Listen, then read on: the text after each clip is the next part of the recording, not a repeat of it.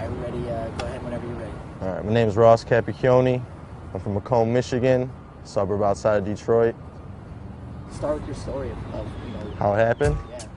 Well, it happened like I was a junior in high school, 17-year-old punk shit. Just doing my thing, skating, hanging out.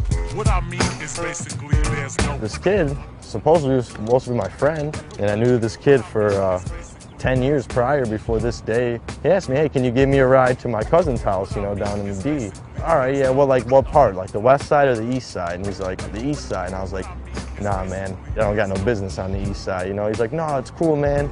Like the east side, that's like 7 Mile, like, it's like a third world country. The police, they won't stop and get out the car. They won't pull you over. If there's gunshots, they'll wait till everything's clear and they'll come pick your body up off the street and that's it.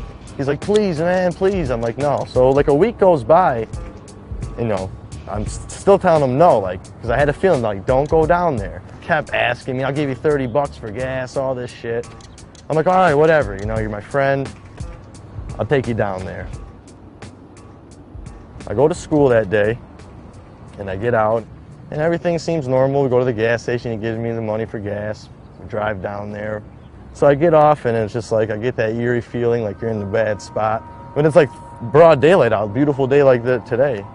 And we're driving, and he's telling me where to go, and we pull out on the street, and there's people outside, and he's like, all right, that's the house right there. So he's like, pull around back in the back. Like when I turned the corner to go right, like I seen it was like caution, like do not enter and all this shit, but I still, because I knew him for so long, I just thought, it's the D, it's, whatever. There was a fence, like a grass area, my vehicle, and then houses right there. So it was like, I wasn't in the middle of nowhere or anything. And like I get out, and he gets out, and like, it's only a couple seconds, I'm looking around. My ears are ringing, I'm like, man, that was close. And I kind of just glanced down, and my arm's just hanging off like a zombie. And I'm just looking at it, I'm like, yeah, this is, it's not real. And I kind of shake it off and look again, and it's just hanging off my arm. And I'm like, okay, then it kicks in, like blood, like flowing, like an animal. And then I look up, and this kid's just holding a shotgun, like 10 feet away from me, just holding it right at me. And I asked him, I said, like, did you shoot me? And he just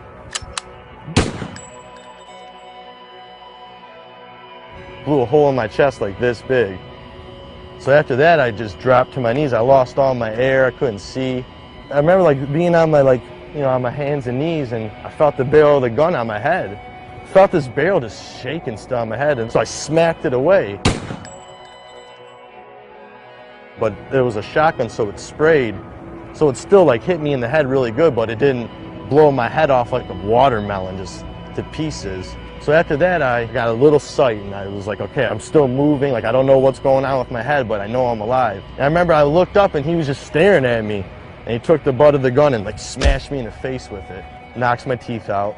Like, I fall back, but I can still see at this point. And I don't understand, like, how I can see, because I have so much damage to, like, my lung and heart. I felt like these hands, like, in my pocket, digging for my car keys. When he's trying to grab my keys, like, I ended up on my stomach. And I look up, and I see my Jeep Commander driving away, just driving away, flying away. And I said, okay, well, either I stay laid down in this spot right here and die, or I try to get up.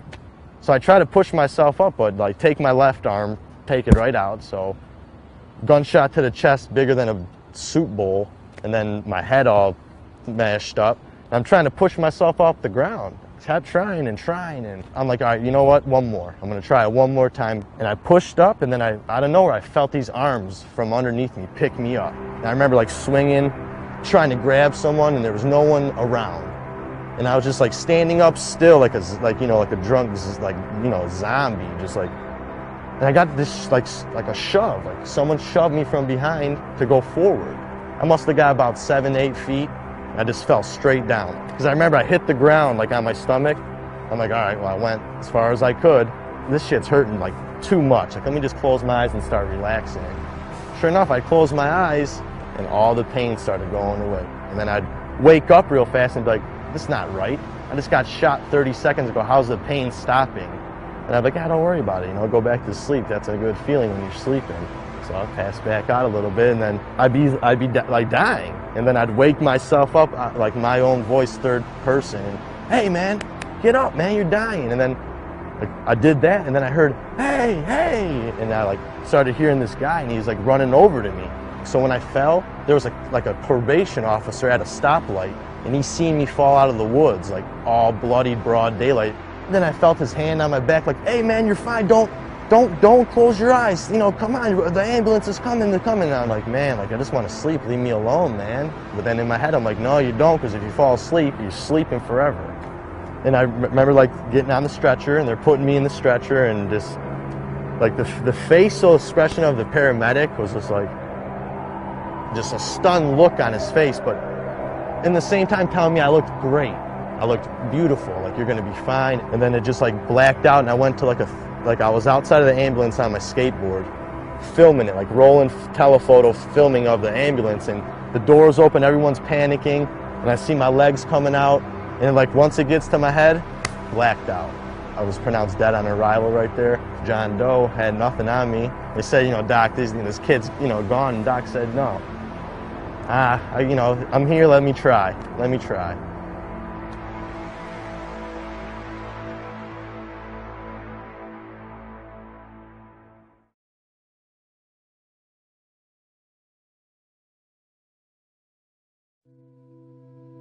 Like when I was pronounced dead on arrival, like throw him in the body bag, he's dead. Like the doctor said no, like, you know, I'm gonna try to help him. This man doesn't know who I am. He could have said, yeah, he's dead, all right, I'm going back home. He said, no, like I feel something, I'm gonna try. Did the heart surgery, gave me 24 hours to, you know, see if I was still breathing on the ventilator. After 24 hours, I was still alive. They fixed my arm and my head, and I woke up 3 days later. I remember like waking up and it was still all white, like white everywhere, and I'm like, dead. I'm 17, I'm dead. And then it starts to like come in, and it's like I see curtains, like a frickin' oxygen tank, and I'm like starting. And then out of nowhere, bam, perfect vision again. I'm in a hospital, and then I'm like tied down to the bed because I got the breathing tube in me. I got this thing pumping air into my lungs, so I start freaking out. There was a nurse there the whole time though. I didn't even notice her because I was all tied down, and I just hear screaming like, he's awake, he's awake.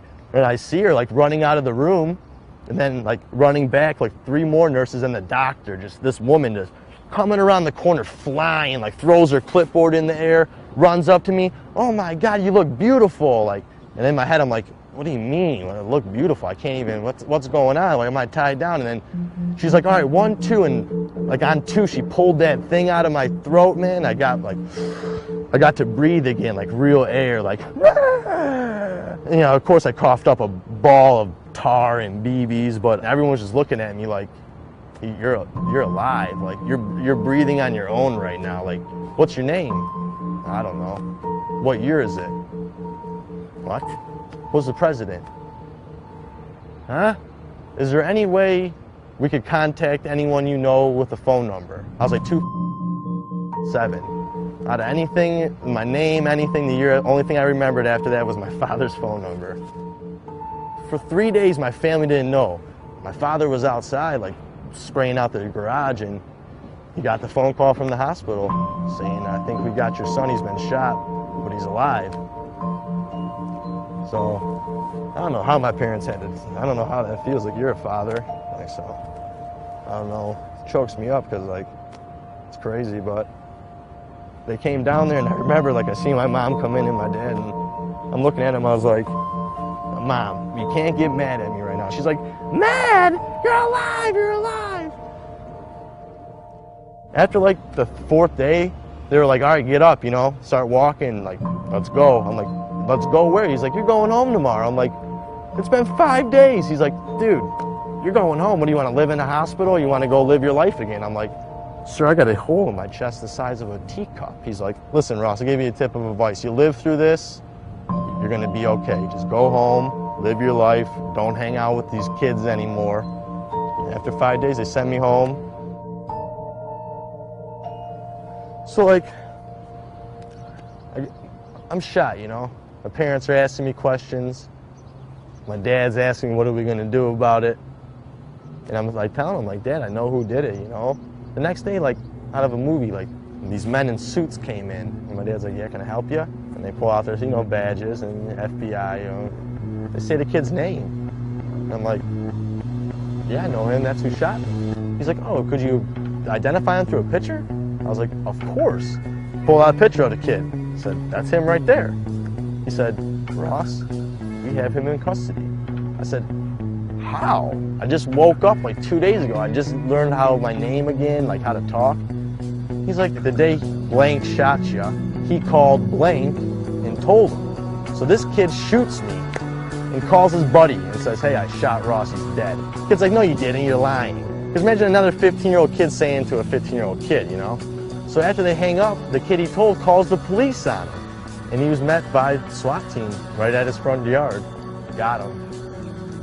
And like all I had to do was go to court and testify against him. I went in there, man, in a wheelchair, head still stapled, no teeth, 105 pounds because of all the blood I lost, arm cast, and I sat in front of 40 of his family and him, and he couldn't look me in the eye. He had his head down the whole time, and I had to tell my story like this to everyone. That was the first one. I had to go back to final sentencing, and that's when I was healed. Like, so I walked back in the courtroom the second time.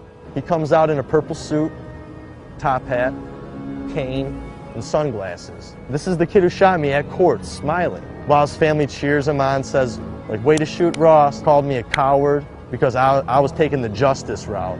Like, I didn't lower myself to his standards and go try to kill him.